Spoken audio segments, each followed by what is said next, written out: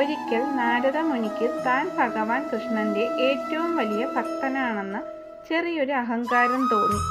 ഇതറിഞ്ഞ കൃഷ്ണൻ നാരദനെ ഒന്ന് പരീക്ഷിക്കാൻ തീരുമാനിച്ചു.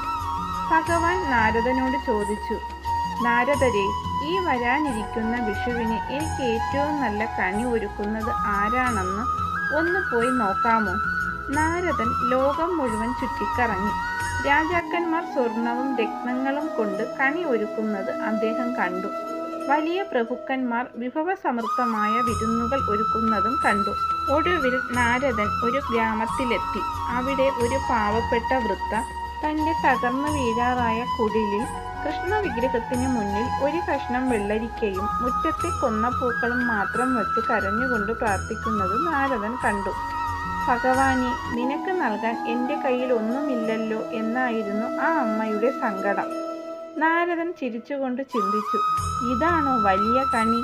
സ്വർണവും വൈരവുമുള്ള കൊട്ടാരങ്ങളിലെ കണിയല്ലേ ഭഗവാൻ ഇഷ്ടപ്പെടുക? എന്നാൽ അന്ന് രാത്രി നാരദന്റെ സ്വപ്നത്തിൽ ഭഗവാൻ പ്രത്യക്ഷപ്പെട്ടു. ഭഗവാന്റെ കയ്യിൽ ആ വൃദ്ധ നൽകിയ വെള്ളരിക്കയും കൊന്നപ്പൂക്കളും മാത്രമാണ് ഉണ്ടായിരുന്നത്.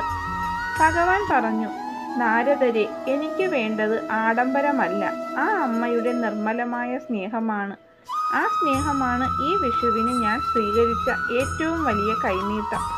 തൻ്റെ തെറ്റു മനസ്സിലാക്കിയ നാരദന്റെ അഹങ്കാരം ശമിച്ചു.